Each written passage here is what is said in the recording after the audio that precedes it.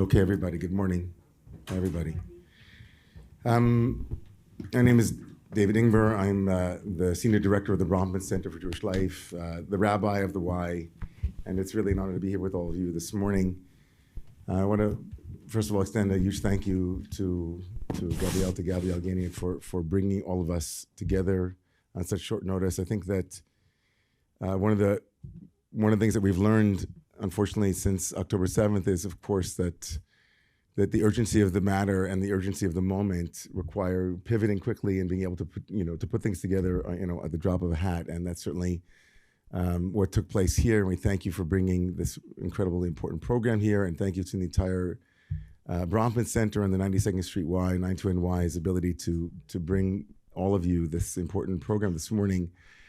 It says in the Psalms, in the specific Psalm for Shabbat, it says, Lagid baboker chasdecha ve'emunatcha b'leilot, to speak of your kindness, God, in the mornings, in the boker, and your emunah and your faith at night. And I think that this has been a long night for the Jewish people for the last over 40 days. And it requires great faith, and it requires kind of coming together in profound ways, and it requires the ability to find the common core that makes us all one lev echad, ish echad, one community, one people.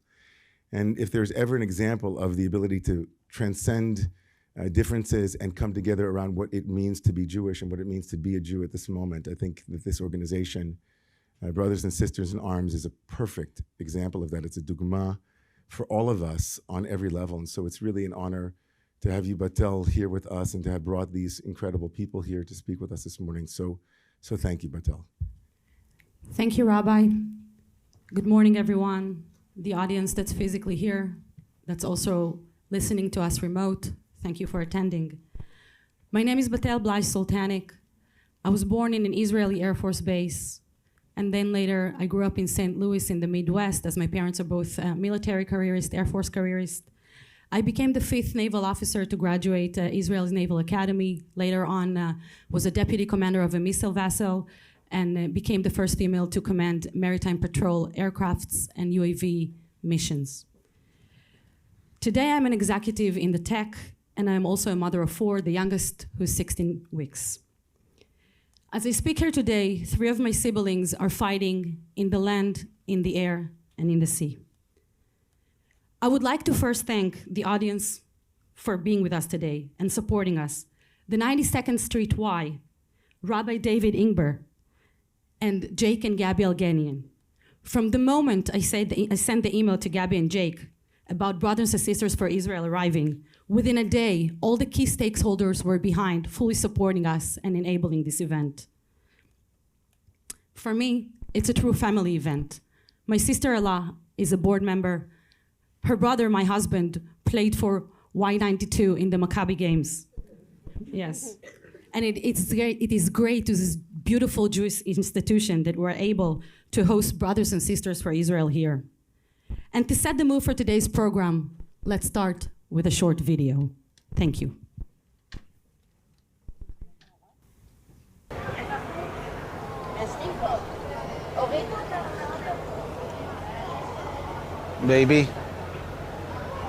Baby, מצאו את אבשל.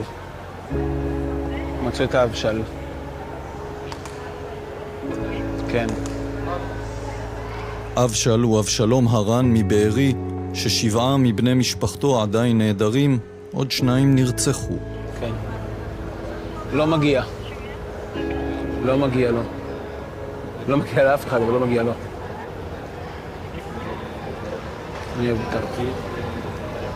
מאוד.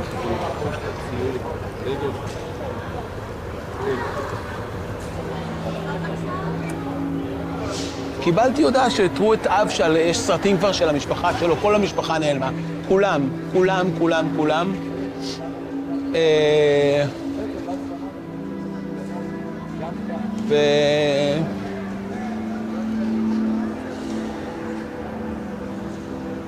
כבר 10 חודשים שאני מלווה את אייל נווה, אחד ממייסדי אחים לנשק, וזאת הפעם הראשונה שאני רואה אותו נסדק.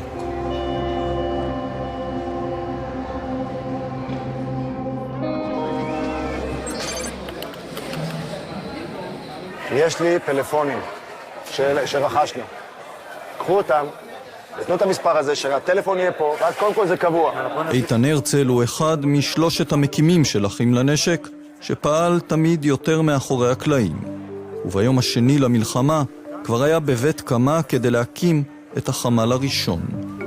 התחלנו מאפס, הבאתי את הלפטופ האישי שלי, בהתחלה הלפטופ שלי זה היה כל החמ"ל. זה בעירי, 1108. בהתחלה לא יודעים מה רוצים לעשות, ולאט לאט נכנסות משימות. מה זה משימות? חיפוש נהדר בכביש בש"ג של הלאומי. יש לך רכב? כן. חמוש? מצרפים את הארגונים, הולכים לעבוד. מוציאים צוותים שהולכים להתחיל לחלץ משפחות מכל האזורים. מה שלומך? זה ליאור מאחים לנשק. אנחנו ממש בכניסה לשדרות, אנחנו עוד 5 דקות אצלך. הקריאות הראשונות היו קריאות נורא נורא קשות. אמא שכבר ידעה שבעלה נהרג והיו לה עדיין 2 ילדים קטנים ובממד מיום שבת בבוקר אומרת בואו לעזור לי. אופקים, נתיבות, שדרות, אפילו אשקלון, אנשים מפחדים לצאת מהבתים. אנחנו נבוא עם אוכל נבינה, תבדקי לאן את יכולה לצאת מהבית.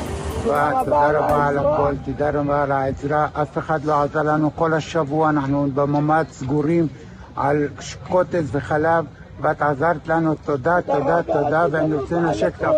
הדבר הכי מרגש שקורה כרגע זה התגובות שאנחנו מקבלים מאזרחים בשטח. עכשיו אנחנו יודעים מי זה אתם, אין עליכם, אתם עושים עבודת קודש וכל הכבוד ותהיו בריאים. בטח שכל עם ישראל מי זה אחים לנשק. אחדות שאפשר להבין בכלל, ממש. אפשר להגיד, אין מילים. ממש תודה רבה לכם.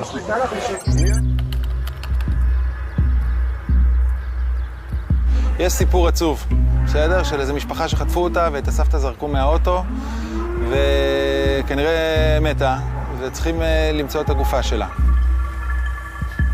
אנחנו הולכים ככה, אתה יודע, 300 מטר צפונה, דרומה, על הכביש משני הצדדים.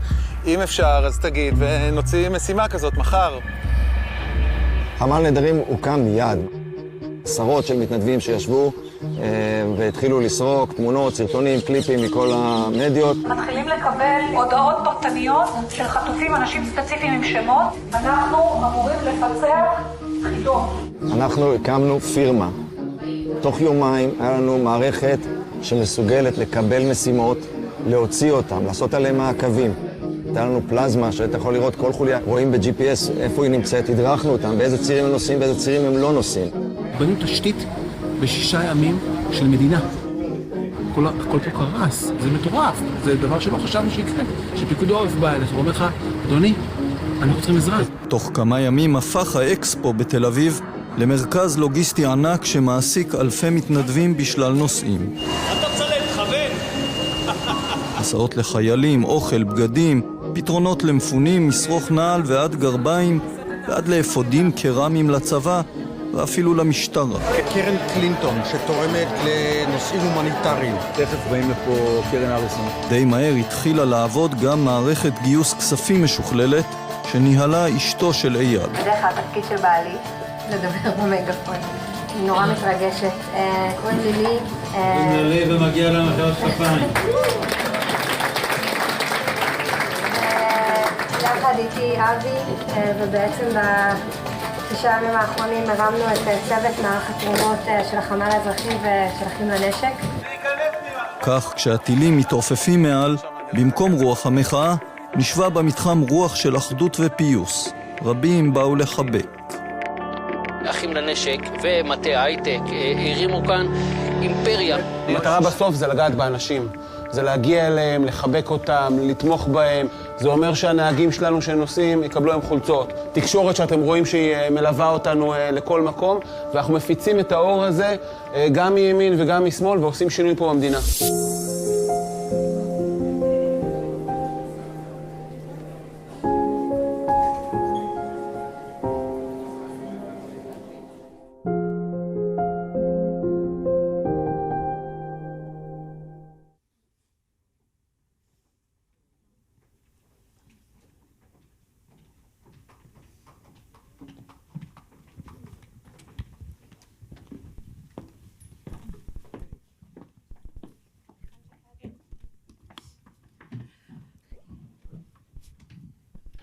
So now I would please like to welcome and introduce Lital, Lee, and Amos, to share their stories of the morning of the October 7th massacre and what happened since then. Oh, okay. So it's a pleasure to be here. It is a pleasure because we feel stronger every time that we meet people like you from the Jewish community around the US. It's maybe our 14th event, but when we see home, it's very hard for us. So thank you for being here. My name is Lee, and I'm this dude's wife, Eyal Nove, who founded Brothers and Sisters for Israel 9 months ago. I'm a venture capitalist. I have a fund that invests in Israeli tech. And before that, I was at BlackRock, and before that, I was the chief of staff for the Israeli ambassador in DC, Michael Oren, about 15 years ago. And 9 months ago, my husband and his friends from the unit, from Seyeret Matkal, and Omer here, a childhood friend, and also a founding member of the organization, decided to start an organization to oppose what they saw as a threat on the Israeli democracy, oppose the judiciary reform. And through those 9 months, they gained a lot of traction and a lot of people that supported what they did. It was an organization of reservists that basically said, if the country won't be a democratic country, we'll find it hard to volunteer for reserve. And they made a statement, and they were able to stop some of the moves that the government did. Through those 9 months, they gained a lot of people, 10,000, 20,000, 30,000. Then the end, in October 7th, they had about 80,000 followers, people that went and demonstrated every Saturday from north to south. But everything changed on the morning on Saturday. I'll do it quick. I wake up at 6:30 from a siren in Herzliya. I thought, okay, another war, a week, 2, we're gonna have ceasefire and we'll go back to our lives as we do every year in the past 14 years.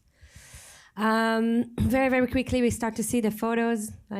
I was sorry that I had a Telegram, I deleted it, but I saw the atrocities in live.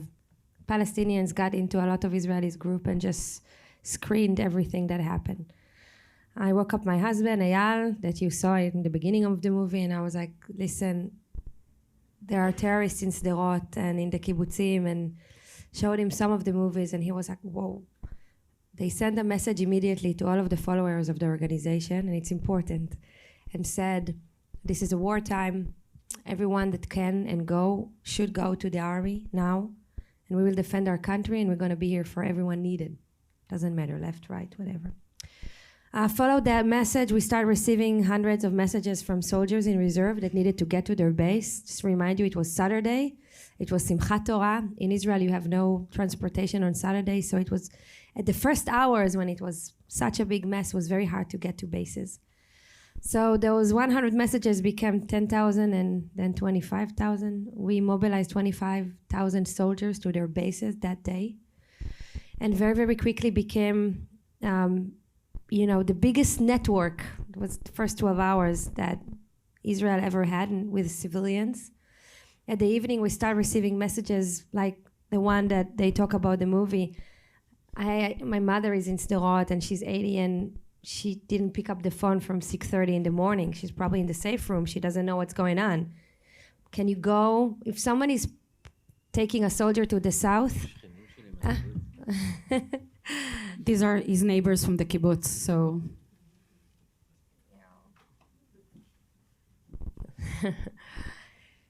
Can somebody pick her or just check that she's fine? And this message became, again, 3,000 people, 13,000 people that we evacuated in the first week. The first day of the war, it was Sunday. We started having notions of what's going on and how many people were murdered and what they need and their families. I had a list of like 15 items. I didn't go out of bed in the first day. I was like, okay, this is the end of Israel. Like, we're gone. My daughters are not safe. What should we do? What would I do? And my husband was like, yeah, I was like, just get out of bed. Like, people need people like us. Just like, take this list and make sure that we have those stuff. So I publish in the Facebook group of my neighborhood, and we publish in the WhatsApp group of the organizations. I told you it's about 80,000 people. We had 20,000 people in our house, bringing everything from everything. We sent 25 trucks that day, and we understood that we can basically be there for the immediate needs of the civilians and the soldiers. And very quickly, we built our first headquarters in the south, our first warehouse in Tel Aviv in the exposition center in Omer's and Lital company. We had probably 30,000 people coming the first day to Tel Aviv. Next day it was 50,000. And you have to understand, people came with entire supermarkets.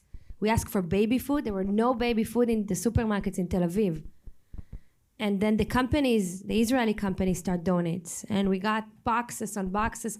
It's a warehouse they wouldn't shame, Amazon warehouse. Now we have 3 of them. And then the community here, and Omer will talk about it in the end, starts sending cargos and planes.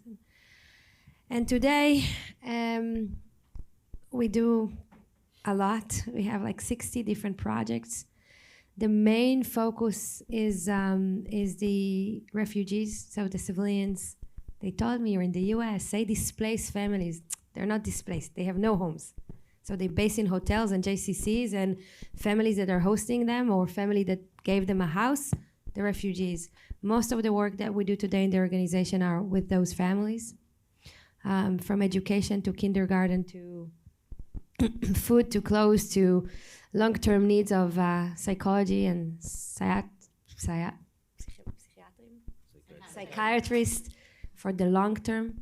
You have only half a year to take care of a person before the trauma become post-trauma, and they will be dysfunctioning for. And you're talking about tens of thousands of people. I elaborate more at the end what we do and how you can help, and I want to let the Lital, my partner, to speak a little bit about the tactics and the army as a major in reserve, 7 years in the army, 5 years in the intelligence corps, and an entrepreneur, and today a fund manager and an investor. And 35 days in the Gaza Strip as a reservist. Thank you, Lee. And thank you for having us here today and coming to listen and to hear. So as Lee mentioned, at the past 35 days, just prior to coming here to the US, I've been in active duty in the Southern Command. With my background, I used to do a lot of reserves each time that the area of the South is getting warmer. I'm getting the order to come there. And this time wasn't different. I want to give you kind of like a background of how the things looks from the military perspective. So I woke up at 7 in the morning to a lot of notifications on my phone from all kinds of sources with fractions of information that I just couldn't grasp. Most of them seemed to me like fake news. As somebody who's been to that area so many years of my life, I called Lee. It was like 7 in the morning. I said, am I dreaming? Are you getting all of those information, all of those notifications as well? What's going on? And she said, I don't know, but we had a siren here in Herzliya. I said, okay. I went into my WhatsApp group with my reservists, went through the correspondence, and actually, I want to say like 6 minutes later, before even brushing my teeth that morning, I got the order to come down south. Me and my husband, actually, he's a pilot in reserves as well in the Air Force, and both of us got on our uniform and drove south.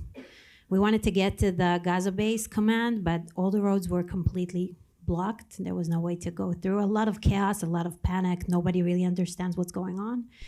And at about 9 a.m. in the morning, we arrived to Beersheba. That's where the Southern Command is. We walked straight into kind of like a status meeting in the central war room, where all the information floats to. And I'm pretty sure that I'm going to find out that there's a cyber attack, and all of this information that has floated in our phones for the past hour or so is completely fake. But unfortunately, that's not the story. And about 10 minutes into that meeting, I understand that all those fractions of information that arrived by then were just a small portion of the real disaster that was happening. In a tactical perspective, what happened that morning was that we had 3 waves of Hamas terrorists hitting us.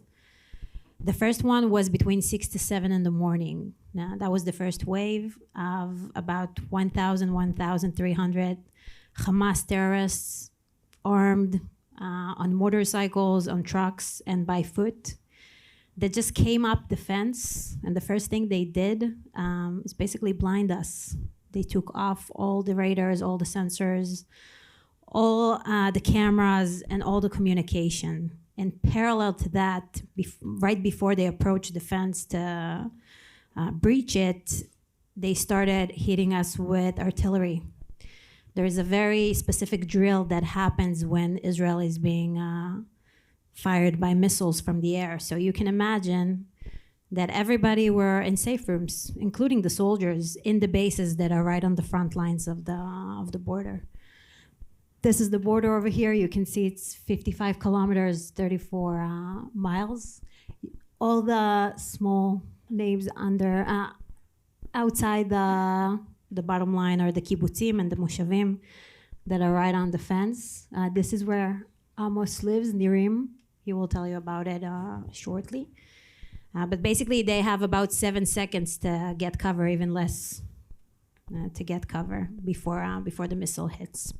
So also the soldiers were in safe rooms and couldn't get out and do their mission just yet, which is to protect the civilians. So when that happened, the information or the chain of command basically doesn't work because we don't know anything. Those 1,000 people that are up in the fence, nobody knows about it. They're breaching the fence, they're going in, and they're going to all of those places, including the army bases. And once everybody are coming out, they're already inside the base. So imagine those soldiers coming out of safe rooms and managing face-to-face combat with terrorists that are inside the base. The civilians are in their safe rooms. They don't really understand what's going on. They hear Arabic around them. They hear a lot of shooting, and of course, all the atrocities that are happening in parallel to that.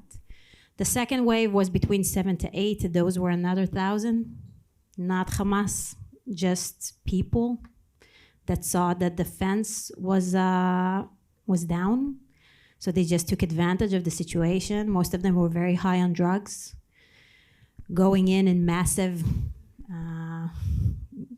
just massive people going in the fence and taking everything that they see on the way, cars, clothes, jewelries, burning houses, taking people, dragging them with their pajamas to the other side of the fence. By the end of that day, we had 88 breaches in the fence.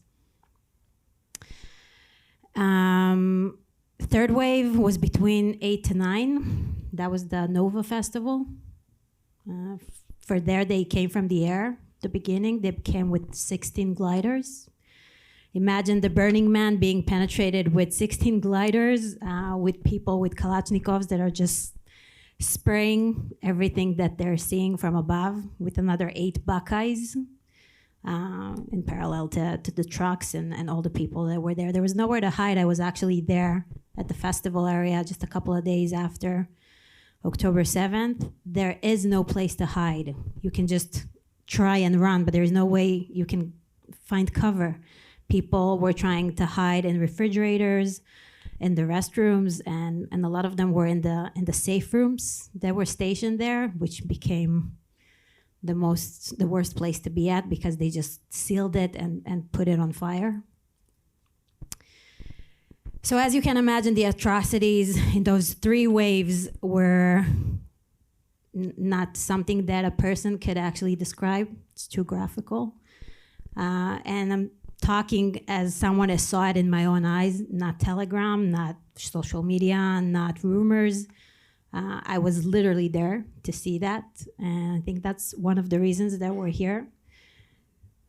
Because we feel that as much as the media is talking and the images are going through, nobody really understands what happened there. The message is not really going through, because I personally believe that a human brain cannot have a conversation about things like that. And again, I don't want to get too graphical, but I'll just say one sentence. Putting babies in ovens is not something that a human brain can process. You can't have a conversation on that. You can't really talk to somebody and ask him, do you think it's for a good cause or not for a good cause? It's not bearable. It's twisted, completely twisted. And everything that has to do with the humanitarian laws or the international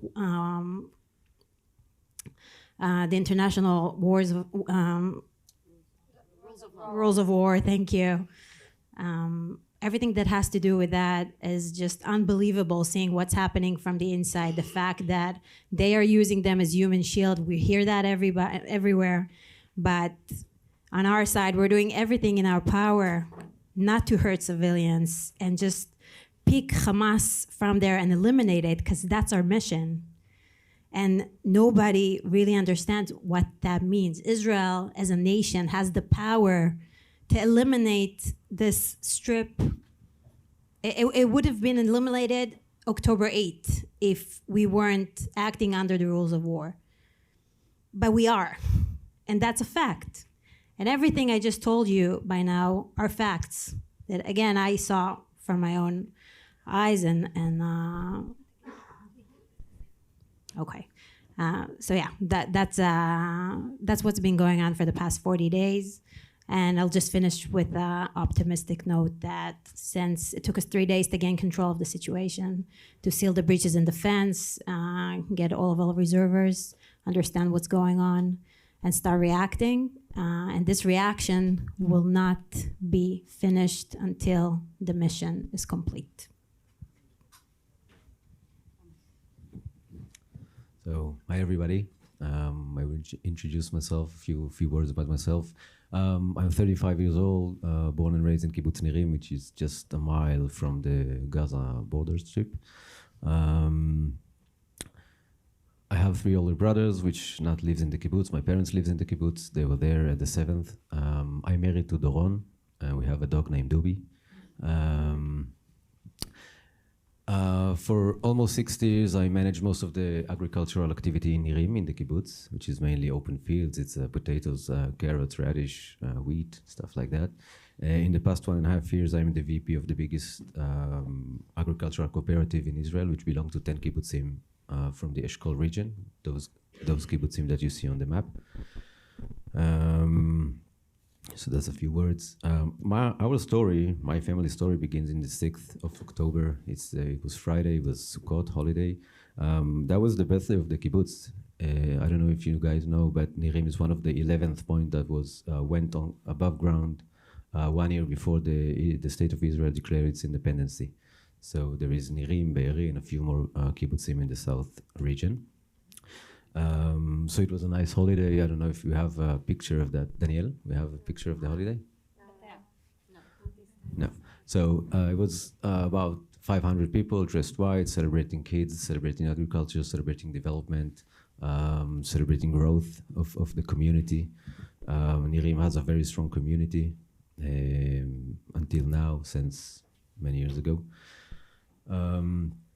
So we went to sleep that evening, me, Doron, and Dubi, just like every other day. We woke up around 6:30 with sirens in the kibbutzim that are next to the fence. There is no siren, there is a red color alarm. In Nirim, you have between 0 to 7 seconds, something like that. Choose your own number, everything is correct. We ran to the safe room immediately, the 3 of us. We were lying on the bed. I closed the window and the door, and we thought, okay, it's happened from time to time. In 5 minutes, 10 minutes, we will go back to bed. It's Shabbat. Let us sleep. But the alarm did not stop. It was go on and on and on and on and on for almost half an hour. So I started to realize that this something is a bit different this time. Around 7 a.m. we start hearing gunshots. Not very near our house, but you can hear it quite well. And again, I know the IDF. I served for 3 years in a special artillery force. I've been to some operation in Gaza. I know how the IDF works. And we all thought, okay, there is some gun battle between the IDF and some terrorist, or I don't know, some misidentification, Arabic that seek for work, to search works in Israel. And we thought again, okay, a few minutes, an hour, it will be over. Quite soon after that, we start to hear that the gunshots are quite near our house, and we start to hear Arabic in our window. And the electricity fell down. They shut some transfer, or I don't know why, but the electricity fell pretty soon after that. As you know, in agriculture, there is a lot of Arabic speakers, so I understand quite good. And let's say they didn't speak about peace over there in the window. So pretty soon we start hearing them shooting at their house and try to set the house on fire, like the neighborhood. Temperature become quite hot in the safe room. It's not a big safe room, it's quite small. Reaches up to 120 degrees Fahrenheit, approximately. Doron, my wife, she was at the 38 plus 5 days of her pregnancy, 38 week. So imagine those temperature. We just sat there on the bed and sweat like crazy. It was very hot and it was hard to breathe. And then we start getting messages from friends in the kibbutz. My battery was dead. We had only Doron's phone to use like a flashlight. So at the beginning we thought that, I don't know, just so weird situation, like Arabic inside the kibbutz, what are they doing? We still didn't know nothing. And then we start hearing that they're like reading messages like they are inside my house, help us, where is the army, where is everybody? They're trying to open my safe room, they shot that one, they kidnapped that one. Sort of portions of clues of the situation outside. And then I got a WhatsApp message, or Doron got a WhatsApp message from our neighbor that he shot a terrorist outside his safe room. He was there with his 3 young kids. And then we realized that this is true. This is actually happening for us. And I told Doron that I have to go and bring my pistol, which was on the other side of the house. It's not a big house here, but you still have to go there. And she told me, listen, that's nice, but there's no way you open this door. There's no way you're going out. And I told her, listen, this is it. This is the only way we will be able to react or to do something. So I told her, listen, I'm going to take everything that is underneath the bed. And if I'm not coming back within a minute, you're going inside under the bed with Dubi. And you will stay there until someone will come. You will be okay. Don't worry, you will be fine. So I opened the door, crawled toward the kitchen where the pistol was.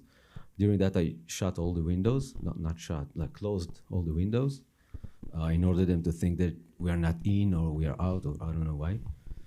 And as I entered again to the safe room, I started hearing them shooting at our back balcony door, sprayed it.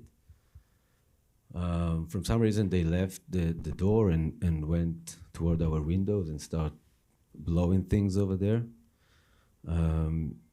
You can hear the shock waves inside the safe room. It's not really pleasant. And again, the temperature was quite high, and smoke started to come inside. It's not really sealed,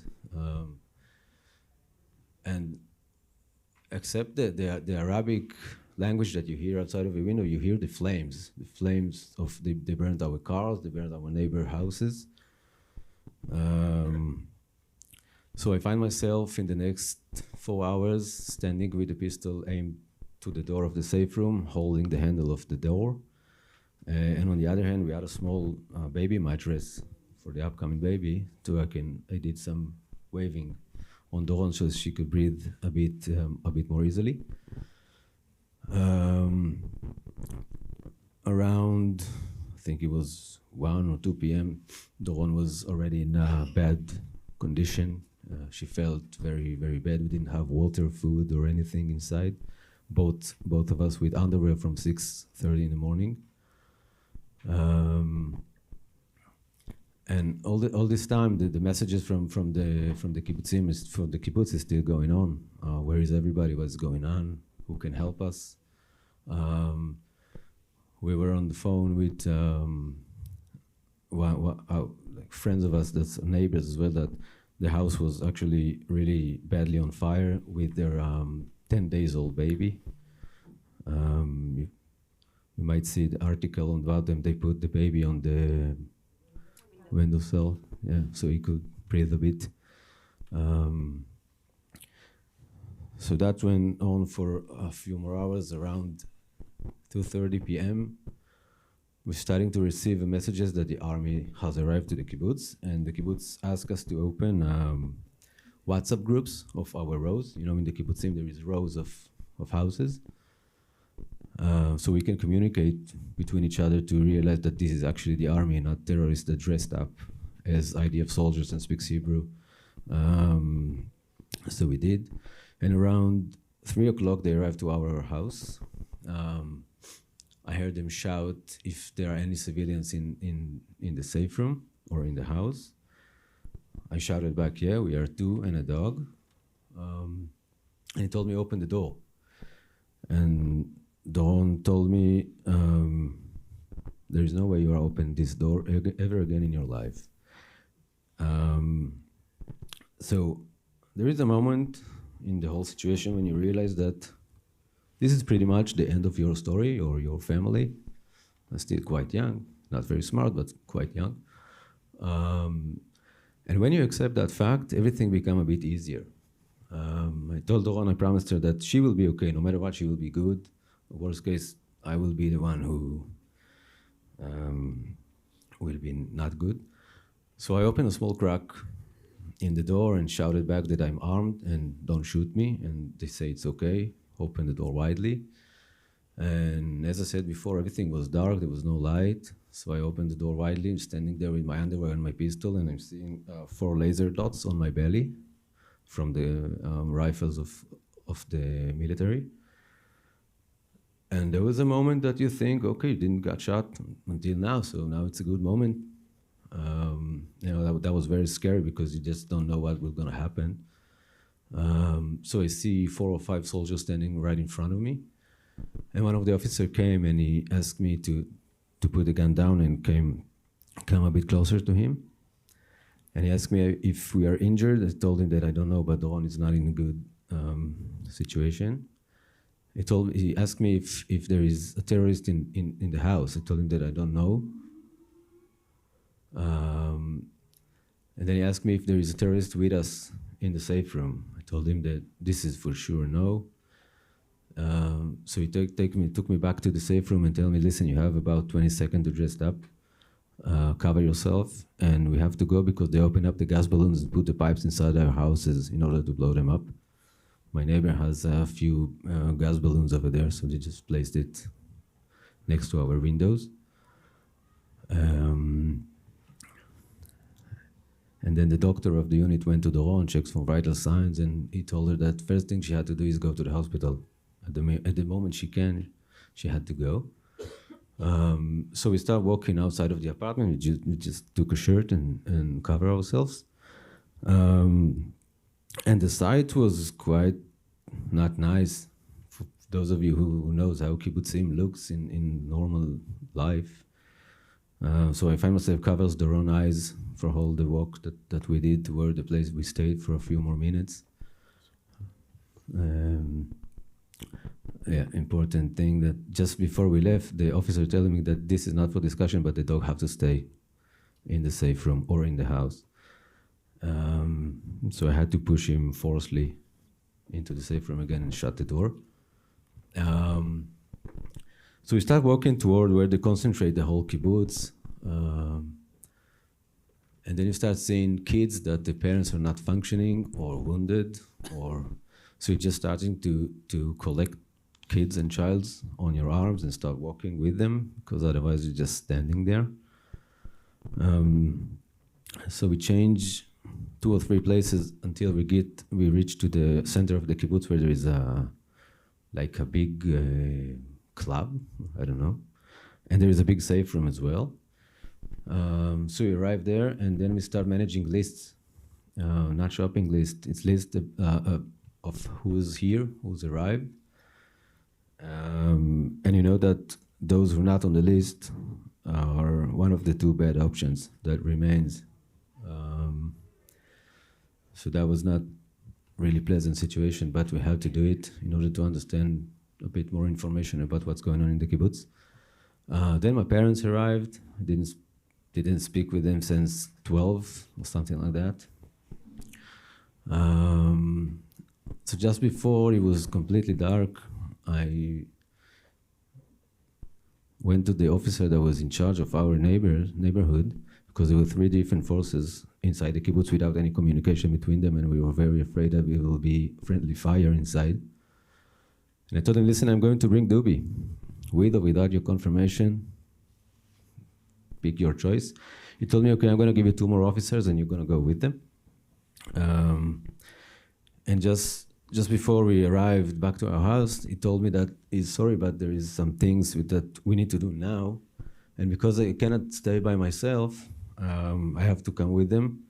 I don't really want to go into details, but it was to identify bodies and go inside our neighbor's house that have been kidnapped, just to see if they are wounded or dead or a lot of blood, not a lot of blood. So then we went back to my home, and again we're standing in the front balcony, and he told me, I'm sorry again, one more thing, and it's to surround our block. Our block is 4 houses, 4 small houses, and to make sure that all the terrorist bodies will remain bodies and no one is just injured and will get up and will do something. And so we did that as well. Then we went inside our house, and the officer telling me that, listen, there are still terrorists on the fence of the kibbutz, so we are going inside as there are terrorists inside the house. So he told me, I'm going to go to the bedroom, and I'm going to shoot the closets, and you're going to shoot all the closets that are in the rest of the house. Imagine that situation, go inside your house and start shooting things. So we did that as well. I ran to the safe room, and I see that the door is open. And I thought, oh, that's the end of Dubi. And I shouted his name, and he was under the bed hiding. He ran out, jumped at me, jumped at the officers.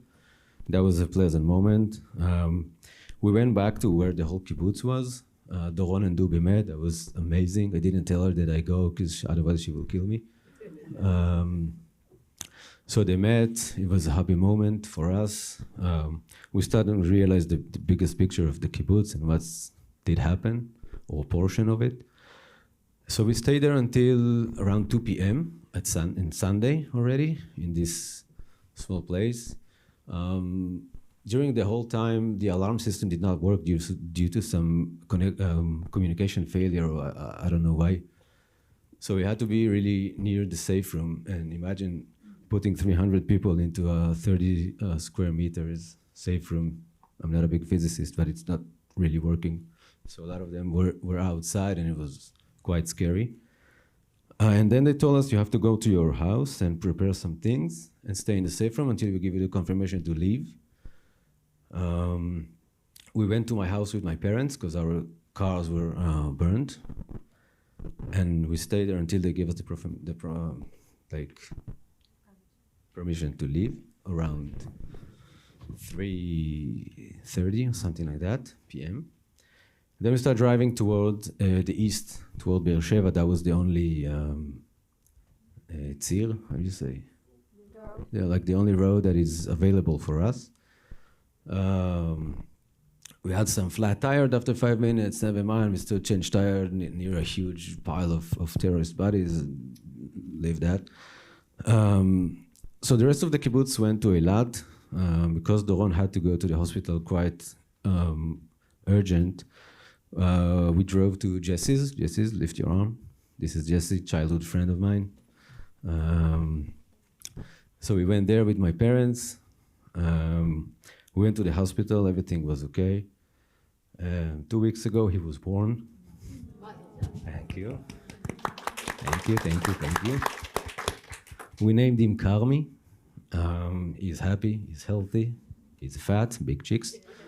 Yeah, and this is basically the end of my story. We are staying in Ramat Gan at the moment, in an apartment that been set up for us by brothers and sisters for Israel.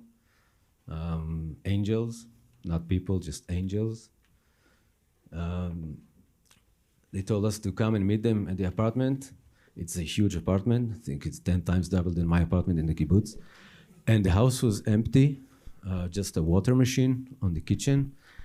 And those two sisters, and they told us, listen, send us a list of everything you need, but not for tomorrow and for the next 2 weeks, for the next year, for you, for your wife, for your parents, for your baby, car, everything you need. Don't say thank you, don't pay us, don't send us nothing, just write it down. And 24 hours later, everything was there. A whole house, furnished by them. Talking about from sofas to mattresses to cups to glasses to plates to just everything, from A to Z, everything. So I will end with some optimistic thing. I think it's important for everybody. We are a group of childhood friends from the kibbutzim down south, most of us in key positions around the southern area. We lost a few friends, many of them. I had to be in 130 funerals. I went for just one. I'm going every day to the wall of pictures in the Park Leumi and put this kit, like Omer's chain, on one of the photos. I know about approximately 70 people that have been kidnapped. You have to remember it's a small area, small communities. And we decided that we're gonna revive this area. We're gonna do an actual revival, and our purpose is to provide for family with special medical needs that lost pretty much everything, and their community cannot support them at the moment, and the state cannot support them at the moment. Those people really need us, and we already been in touch for many of them, and they're just waiting for good news to hear from us, from brothers and sisters for Israel, from everybody, because they just stuck somewhere in between. They cannot be with the communities, they cannot be in their home because there is no home. So this is one branch, and the other one is to create a recreational zone for those families and for other families that they could come and be on sort of vacation from their own communities, because being in the community now, it's being in a hotel, but the atmosphere is the same as a cemetery the whole day, and it's not very easy. So we want to build for them a center that they can reach more psychological treatment, consulting, economy-wise, new working place for them, for those who lost their jobs, as well as animal treatment and agricultural treatment and activities. And this is our dream, and our main goal is that when we will be stronger in a year, 3 years, 5 years, we're all gonna go back there, we're all gonna live there, and this is our victory. So thank you very much. Before we take a couple Q&A from the audience, indeed the massacre of October 7th was one of the darkest and bloodiest days in our history. But there is some light, there is some points of light. The resilience, the Israeli home front, the civic connectivity and level of voluntarism that we've seen through Brothers and Sisters for Israel. And of course, the unwavering support of the United States, which is already making a difference. So thank you for your support. And just before we move to the Q&A part and introduce Omer, Lital, Amos, Lee, If you can take one line, one sentence, and share with us an image that has stayed with you from the past month. I would start, I think for me it's quite easy, is to holding my son in my arms, healthy, full. That was, I think it was giving birth, not just for me and Doron, for our friends, for our communities. And half of Sheba, Tel HaShomer, waited for this moment because they escorted us from the moment we arrived, and the whole 2 weeks, they were just amazing, and they took care of us as we were their own childs. So for me, this is it. Lee? For me, was and still to see these amazing people coming together. You know, it's secular and religious and from everywhere in Israel to basically do little and big miracles every day. Meeting people like Amos, really, we probably wouldn't have never met without the tragedy, but now we're family. We will support each other and we will support the dream and the vision of the community. And it's every day. It's a crazy miracle. Every day. People that are managing the biggest companies in Israel, funds, reservists, farmers, like they're all just coming and volunteering. And it's crazy. It's crazy. So this is my light.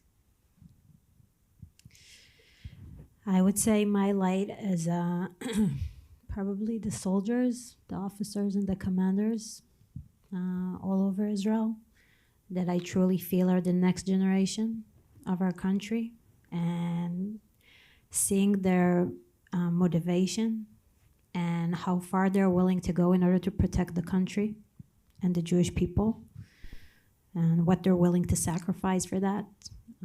That's for me the hope and light. Thank you. Questions from the crowd?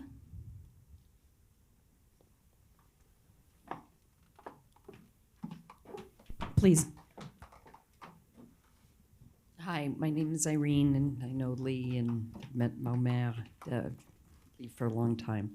And Amos, how are you dealing with the harvesting? Because I know that's a big problem that is happening now. There are lots of volunteers that are going to harvest all of the food. How are you handling that? That's a good question. A big part of the agriculture region, Eshkol, it's the grain of Israel. Basically, the whole region it's a huge agricultural region. They all the time compare us to Texas and Idaho and all those huge farms because it's just mainly farms and fields during in this area.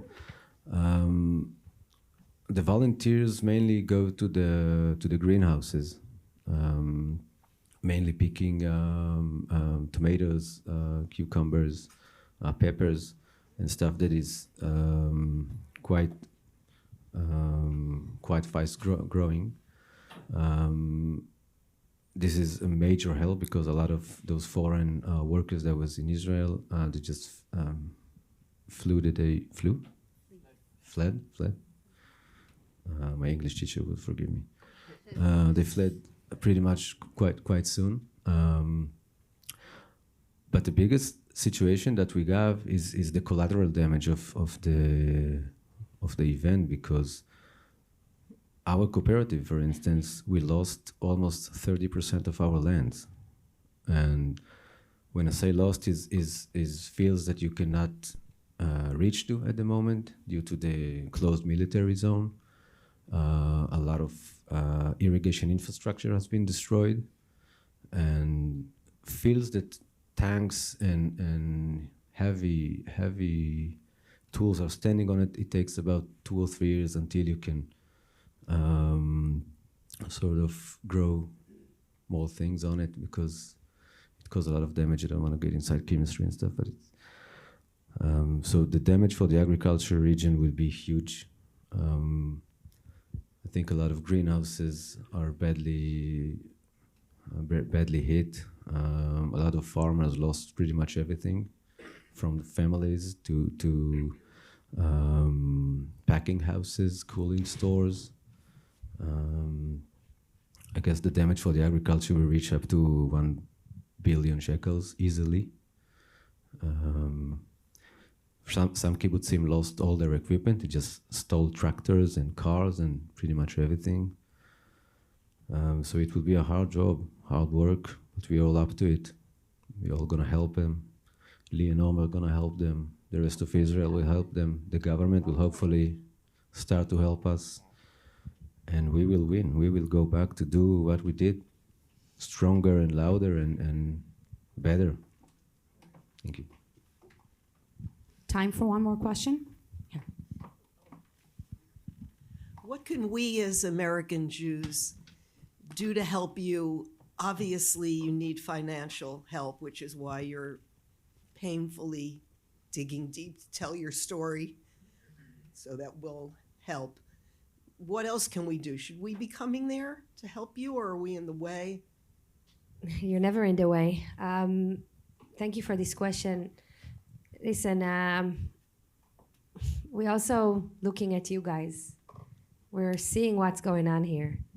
We never saw what's going on here with anti-Semitism and people being so bluntly about Jewish hatred and Israel hatred. And, you know, I hear stuff like, yeah, you deserved it. You created a void. This is whatever. We need to talk to them. And we also want to be here for you, okay? So remember that. What you can do is, A, share our story. We're here to tell the story because we want you to share it. We want you to talk about it, and we're going to be back in December, and we want to talk to more people. If you want to host something, if you want to host a Zoom, if you want to host whatever you want to host. We're not going to do big fancy gala. This is not our organization. But we're going to meet with people, and we're going to talk like we do here. So that's one thing. The second thing is, of course, support us financially. To build a community like this, we need millions of dollars, and we're fundraising it. I'm a professional fundraiser. I do it with funds usually, but I took everything that I have now to do it for brothers and sisters and for Amos and his group. And 3, yes, what I feel is that it's a rare opportunity in the Jewish history to recreate our relationship with any kind of generation. But maybe talking about my generation, that is, some of my friends are the closest to Israel, but lots of them are not. We want them to come to Israel. We want you to come. We have plenty of fruits to pick. And it's maybe will be a little bit like being a pioneer at 48, but just we need to build our country. We need to rebuild it, and we need to build it strongly. So we want you there as well. Those are the 3 things. Can I add one more small thing? We arrived on Tuesday evening to New York from LA. And we had a meeting that had been set up pretty quick with kids and teenagers and college students of some of the Jewish community here, some from Long Island, and I'm not really familiar with the geography here, but approximately 60 or 70 teenagers and college students. And that was a true mission for us. That was one of the most important things I did in my life. They asked the right questions. They asked, what can we do? We asked back, what can we do? And they told us, come back, meet with more of us, and I promise them we will. And we told them that we are standing with you here, and everything that we can do, that we are able to do, we will do. And that was so important for us, and I think it was very important for them. And our promise is to be here again, standing with you, speaking with you, and we'll do everything in our possibilities to assist. Thank you. So just before we finish, again, you can see where the authorities of Israel may have struggled at the beginning. The citizens of Israel excelled. And again, thank you for your support. It is making a difference. Lee spoke about recreation. So here in NYC, the boots on the ground, AKA the Brooklyn squad. Please meet Omer Granit, and if you can share briefly about your doings here. Yeah, thank you. So I'm head of the Brooklyn Brigade. And And Rabbi, you don't know that yet, but you're going to get an appointment as the head of the Upper West Side, Upper East Side Brigade. I'm ready. So we're accepting recruits. So yeah, thank you. As Lee mentioned, let's start. I'm a recovering attorney, and then I'm also an entrepreneur, private equity investor. Eyal, the founder of Brothers and Sisters, is my best friend since 5th grade, and we're also business partners. So it was a natural thing for me to join. As he founded the organization in January. Obviously, when we started working and thinking, what is the platform here could look like, and slowly but surely we started to get our people here more and more involved in our cause, which was saving Israel's democracy. Lee and Batell were actually here in September when we were all protesting, and we started we've started to build that platform, speaking in synagogues and centers, and we have more than 500 volunteers already. So what happened on October 7th? Obviously, we started. What can we do? I was a captain in the IDF, Sayeret Nachal. One of my direct subordinates in Near Oz lost his mom, was 80 years old, was murdered. His niece, 12 years old, was murdered. He has one niece and one nephew that are kidnapped along with his brother-in-law. So obviously that touched all of us, and we started thinking, what can we do? And that where you asked the question, what happened the first few weeks, how the Jewish community and the Israeli community mobilized to help Israel, where the government was actually non-existent. Even here, the civil service was corrupted, and I'm sorry for saying that, but we had to step in where the government did not exist. So together with the UJA and brothers and sisters and our volunteers, UJA chartered planes to help reservists go back to Israel and fight. We managed to, we built a command center where we had groups of volunteers locating reservists all over the world and telling them, listen, you need to be in Lima in Peru, you need to be in Colombia, you need to be in JFK. If you need a place to stay and sleep, we'll find you a spot. So that was the first couple of days. 300,000 people came back to Israel. Yeah, 300,000, and that was a lot. Due to the Jewish community here, the Jewish organizations here support. So it's not the government. They were not here. The consul general or the deputy, he came to watch us. Came to see, oh, you guys are doing a great job. But they have a building here with a lot of people, so they were not doing their job. But we stepped in, kind of like what brothers and sisters have been doing throughout in Israel. We stepped in for the government. And the second thing we started doing was procuring equipment. So initially, while you enlist 350,000 people, 300,000+ people as reservists, the military was not prepared. So we started procuring equipment. And, we're not arms dealers, but we found ourselves in a really strange situation where we get a call from the military saying, listen, we need bulletproof vests. And, I called Lee and I said, hey, can you get me $50,000 for it? So these were a lot of, these were very surreal situations, and I think by now military and MOD got their shit together, and it's actually the system started to work, and it's working much better. So we're not doing any of that. What we are doing is helping these communities regroup. We're helping these refugees. As Lee mentioned, there are a lot of projects that we're involved with, and here as well, we have a group of volunteers. We help. And by the way, and that's also important to understand, this is a long journey. It's not something that's going to end next week. There's a reconstruction. There's a lot of things we will need to do. So you need to save your energy and resources. We are working on creating a volunteer plan for Americans. We'd love to get the youth, especially, that I believe were a bit corrupted by some progressive ideas in Israeli, some in some ways trying to adapt problems from the U.S. and put them on Israel as if it's the same thing, but it's not. So I think it's something, Lee and I and Batell will be working on, and having groups come to brothers and sisters, and we'll find, volunteer in Israel. That's another project that we're going to be working on. And we're also doing some ad hoc missions. Sometimes we know that there are wounded or there are specific needs, and we're trying to do that. We've managed to connect synagogues with specific villages. So, Gabby, I mentioned Ariella and CBE in Brooklyn that adopted Kfar Aza. So that, I mean, we will try to match. We need an adoption for Nirim Yeah, now. so Maybe this community can do that. We can talk about that, and we could talk about what CB is doing with Kfar Aza. So it's trying to do something similar. I encourage you. Obviously, we're here on the ground, and we intend to. I think there is a term in military language, which is so-called strategic depth. Okay, so the U.S., let's say the diaspora is Israel's strategic depth, as well as Israel's strategic depth for the diaspora here. We're one. And I have to be honest that I'm extremely encouraged by what I saw in terms of our, I don't feel alone here. I feel that, from the synagogues, the Jewish community, I feel that people understand how we feel, and that they feel the same thing.